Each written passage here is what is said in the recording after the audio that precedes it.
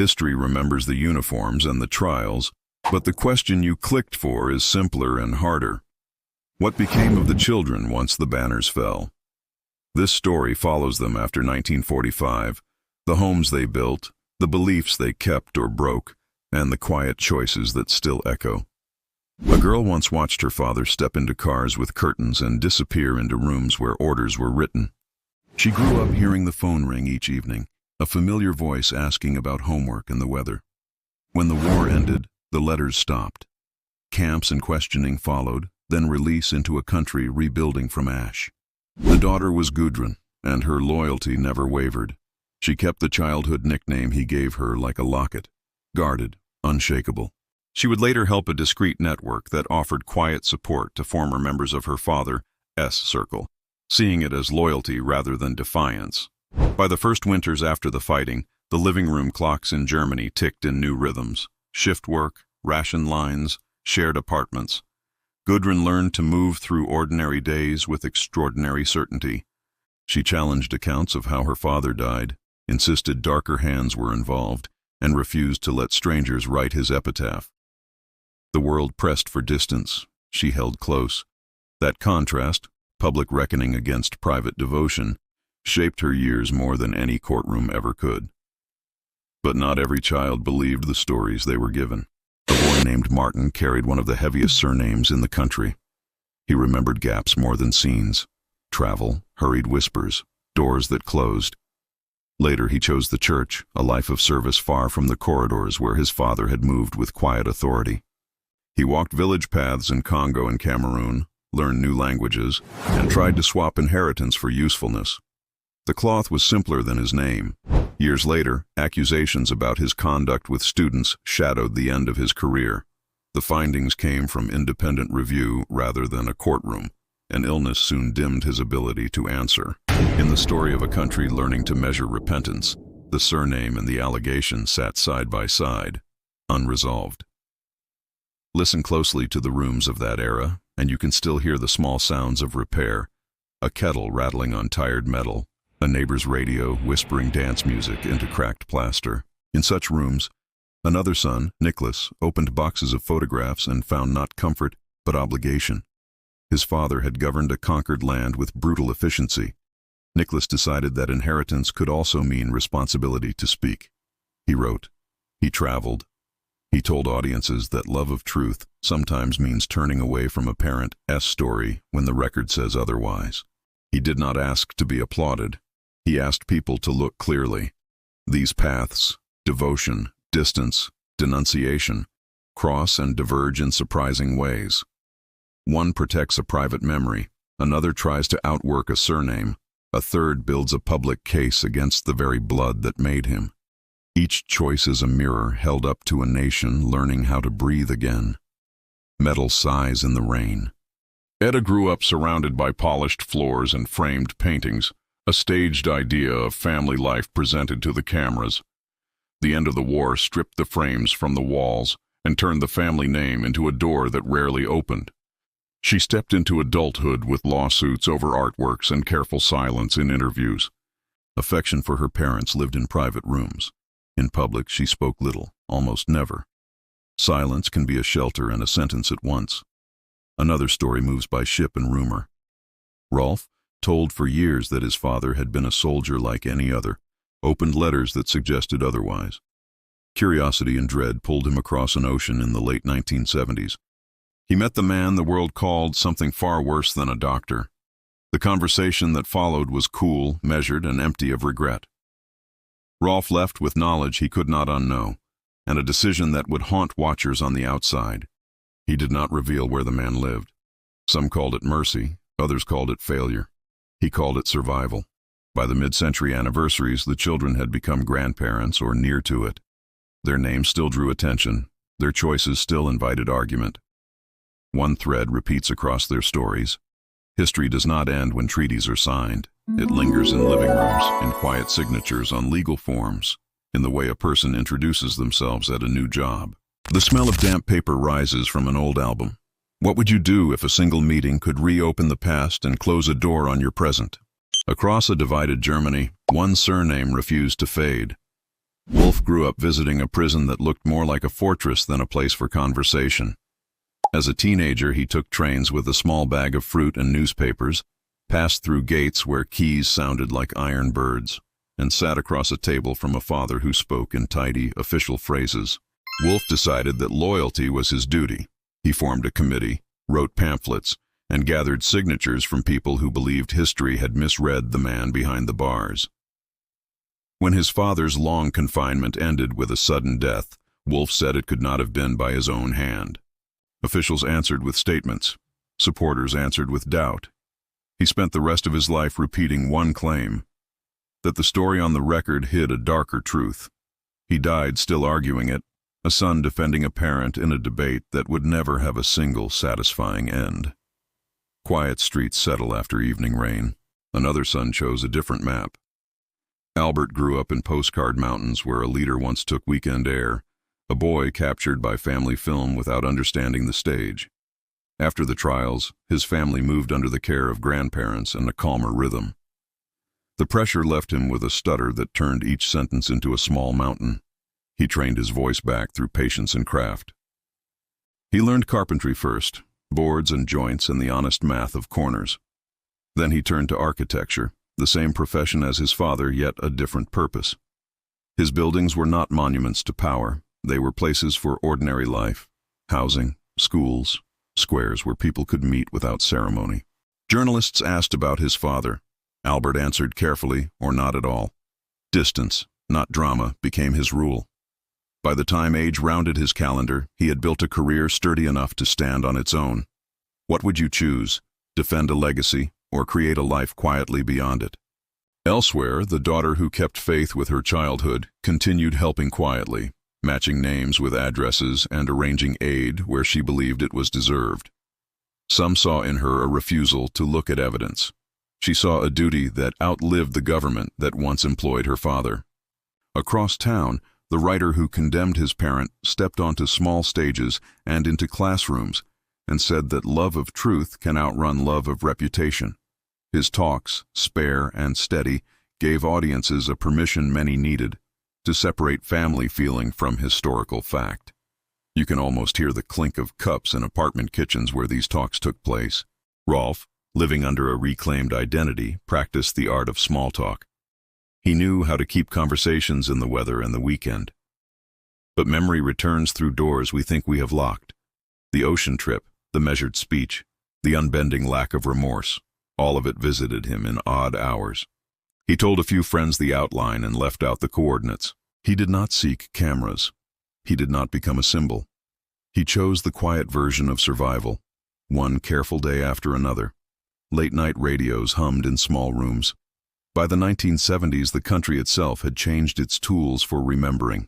Courtrooms gave way to classrooms, then to television panels, then to anniversaries that felt both heavy and thin. Neighbors stopped whispering, yet the names still worked like magnets on documents and introductions. Applications asked for surnames. Offices hesitated. A first coffee with a new friend carried an invisible pause while each person considered what to ask and what to leave alone. Some marriages broke under that quiet strain. Others became shelters where the past was acknowledged once and filed away like winter coats. What would you do if a single question could reopen the past and close a door on your present? In time, even the defenders learned to speak in softer keys. Wolf kept returning to the same points because repetition is the refuge of the devoted. The denouncer found that audiences sometimes applauded the courage of his rejection more than the caution of his research.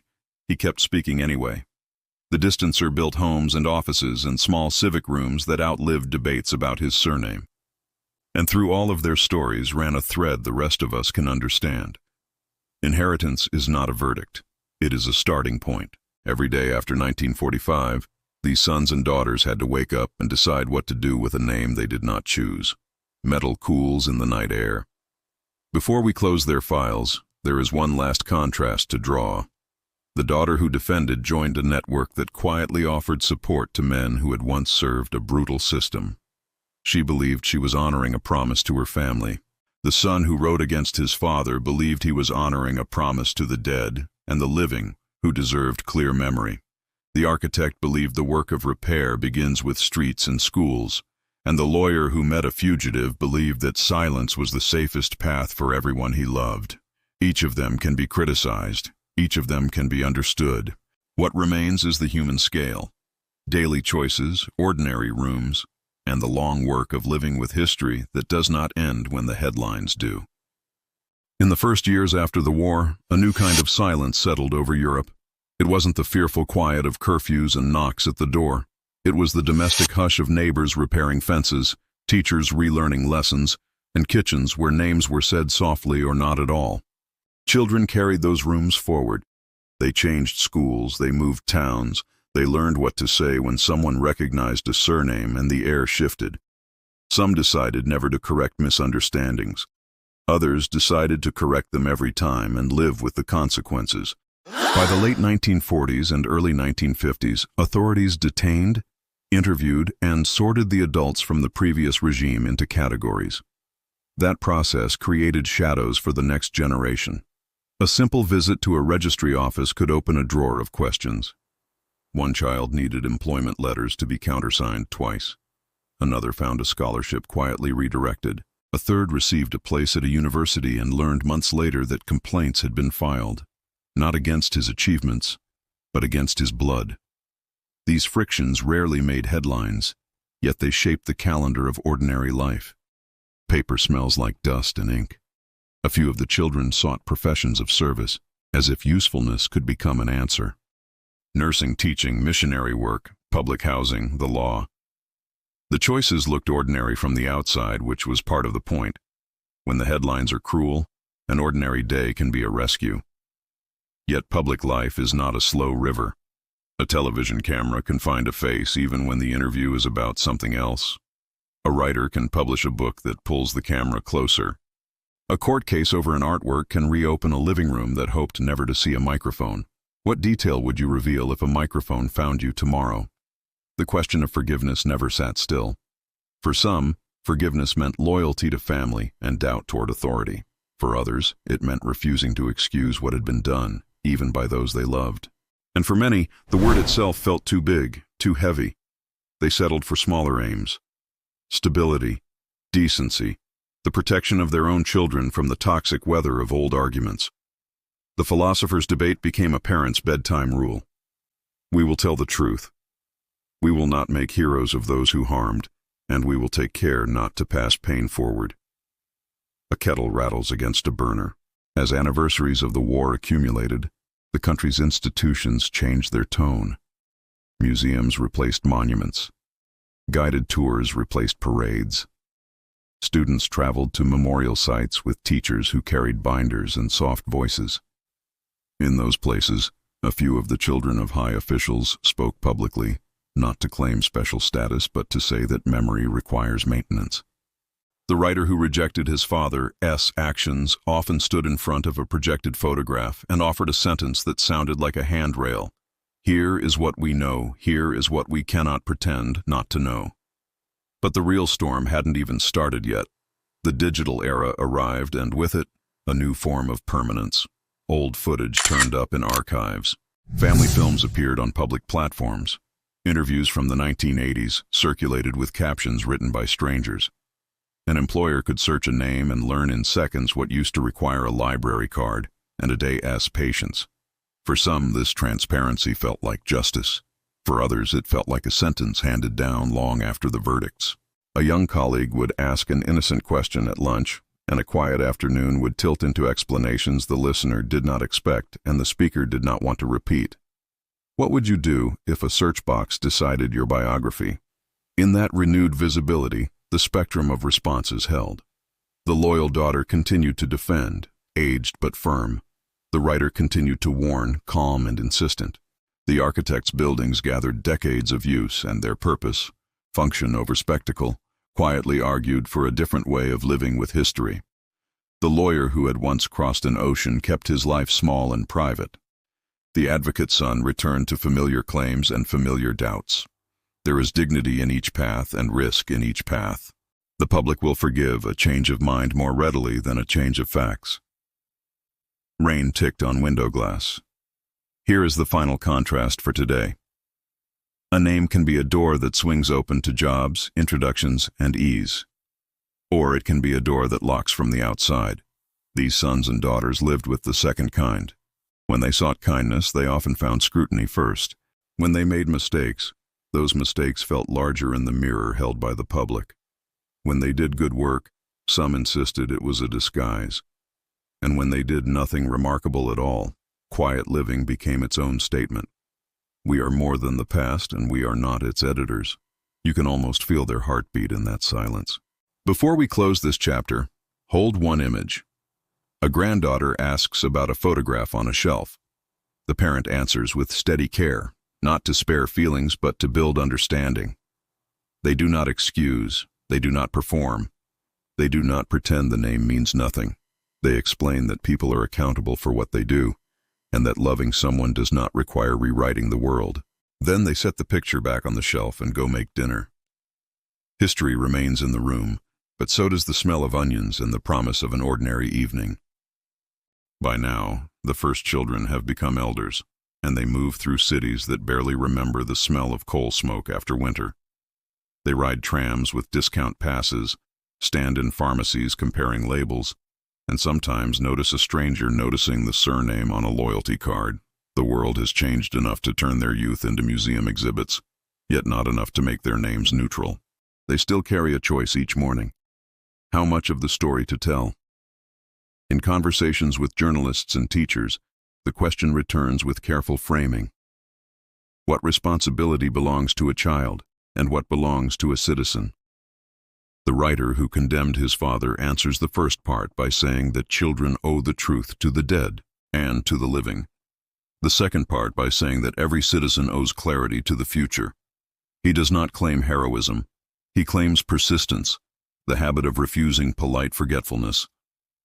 A draft sneaks through an old window frame. The loyal daughter's circle grows smaller, as circles do with age. She writes occasional notes, attends discreet gatherings when she can, and sits longer near the window when she cannot. Visitors ask whether doubt ever crept in. She replies that loyalty is not a switch, but a structure. Once built, you maintain it. Others read the same life and say that denial can be a fortress too. Between those positions lies the quiet space where strangers place their judgments and leave without cleaning up. What would you carry for decades if you believed it was your duty? In another town, the architect's projects are revisited by students who look for clues to his intent.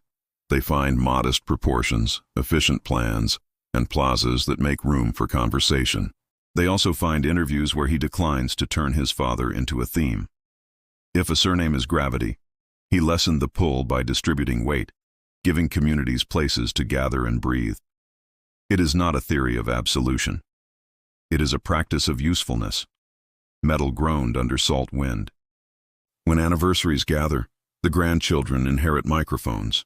They hold family stories that do not fit cleanly into headlines. Some describe kitchens where elders cried over radio songs they had once danced to before the war made the station unlistenable. Others describe a rigid quiet, a policy of never mentioning the past, even when the past sat present at the table. These testimonies are uneven and human. They point to a truth that resists slogans. History disperses into households and changes flavor from house to house. Then the archive reveals a new reel, and a detail changes the room. The discovery is small: a meeting logged in a diary, a letter with a date that strands an old alibi, a film clip that shows a gesture now infamous by association. For defenders, the find feels like a trespass across the last neat lines. For critics, it feels like confirmation. For those who have tried to live quietly in the middle, it feels like the same argument in a new coat. The writer advises patience. Evidence is not a tide that washes everything clean at once. It is a slow rain that leaves shapes in memory. What would you say if a single note in an archive undid a family story? Across borders, the legal fights over artworks remind everyone that beauty can carry complicated labels. A painting given to a child because the public loved the father becomes a court exhibit because the public later learned the father did harm. Restitution is both justice and grief. Justice for those who lost, grief for those whose only toys were really trophies. The daughter who once accepted a Madonna and child painting must answer documents with documents. In the end, the court's language is gentle, formal, but its verdicts still move objects across borders. You can almost smell dust lifted by velvet ropes. The lawyer who crossed the ocean keeps a low profile, yet once in a while his meeting is retold by reporters who were not in the room. They reconstruct motives, propose outcomes, and weigh moral math with the confidence of people who did not have to choose. He reads none of it. He takes a quiet walk near his home and counts steps that steady the mind. The man he once met is long gone. The question of what Rolf should have done remains alive. Some questions are work, not problems to solve, but the real storm hadn't even started yet. As younger audiences encounter these stories, they arrive without the old taboos. They ask direct questions in classrooms, type blunt ones online, and expect directness in return. Elders sometimes flinch, then adjust. If the past is to become more than a cautionary tale, it must be explainable without performance. The writer's answer here is plain. Clarity prevents repetition better than ceremony. The architect's answer is also plain. Thoughtful spaces help communities remember together. The loyal daughter grows quieter, but not uncertain. None of these positions is complete. Together they make a chorus that leans toward responsibility. Rain threads down a tram window. Hold, for a moment, a quiet evening. A son teaches his teenager to make a simple soup. They talk about exams and a neighbor's new dog. The teen points to a shelf where a book lies sideways with a familiar surname on the spine. The son breathes once and chooses honesty. He explains that names can travel farther than lives, that some legacies are burdens disguised as biographies, and that goodness is measured by what you do today. He adds that love, properly understood, does not require agreeing with every choice an ancestor made. The teenager nods, and the soup tastes warmer. What would you ask your elders if you had 1 hour and no cameras? In the quiet after dinner, the older generation sometimes returns to moments that did not make the biographies. A morning when a neighbor left bread by the door without a note. A late bus that prevented an argument that would have repeated itself forever. A child's handshake that made a funeral bearable. These small acts do not change the record, but they make living with the record possible. History is a ledger. Life is the margin where people write how they managed to keep going. A lamp hums in the corner. An honest ending does not pretend that pain becomes wisdom by itself. It shows the habits that kept people steady. For the children of notorious men, steadiness was rarely applause-worthy. It was the quiet math of choosing the next right action. A loyal daughter answered letters and visited the unvisited. A writer kept the language exact when emotions tried to wander. An architect designed light wells where stairs might have been dark and courtyards where walls might have been blank. A lawyer learned to live without amplifying an encounter that would have bought him a louder life and a thinner sleep. None of these moves rewrote the record. They made it livable. The rooms that formed these choices were ordinary. A pension statement folded near a teacup. A hallway lined with coats for 3 seasons because the 4th was too short to earn a hook. A pair of shoes left by a door so often that the mat developed a permanent imprint. In such spaces, past and present coexisted without ceremony. The news could bring a documentary, an old clip, a scholar's new claim. The living room would bring groceries that required slicing and a clock that required winding. The clock always won in the end. Some viewers will want a verdict for each child, a ledger of blame and courage. That wish is understandable and sometimes necessary for law, but memory and family are not courts. What we can say is clear. Loyalty hardens into denial when evidence is pushed away. Dissent hardens into performance when attention becomes the point. Distance becomes dereliction when it keeps a person from seeing what must be seen. The children who aged with the most peace tended to practice a different balance. They kept their language careful, their claims modest, and their work specific. They looked at the record directly, then decided how to live with it and around it. The country around them learned similar lessons. Grand narratives gently gave ground to documented ones. Teachers separated rumor from proof without cruelty. Memorials evolved from stone statements to places where a visitor can sit, breathe, and learn. Names on plaques stopped being excuses either for hatred or for theatrical absolution. They became reminders that people built systems, and other people can refuse to rebuild them. When younger generations asked hard questions, elders tried to answer in words that would not age poorly. Precision is a kind of love when the subject is heavy. What would you protect first? Truth, love, or your own sleep? In the later years, the loyal daughter kept her convictions with the same posture as in youth. Even those who disagreed might recognize the human pattern. A promise kept to a father, however the world judged him. The writer kept bringing evidence to rooms where certainty sometimes arrived before facts.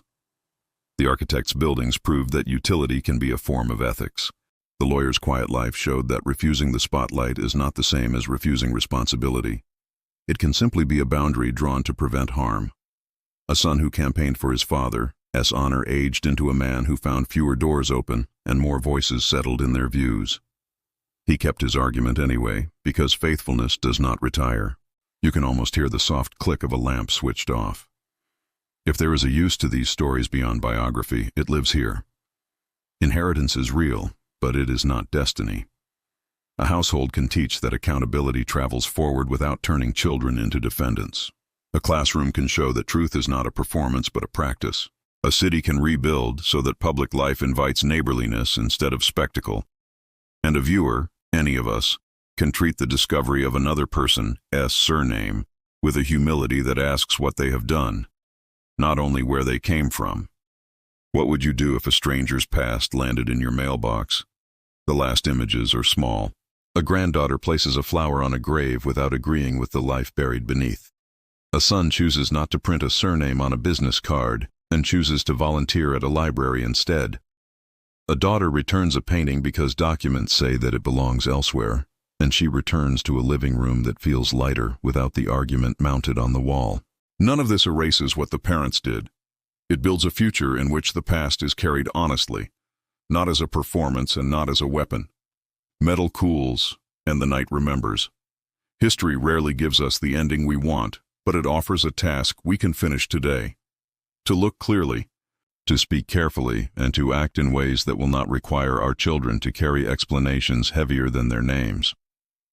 Watch how these families chose, some toward defense, some toward distance, some toward truth.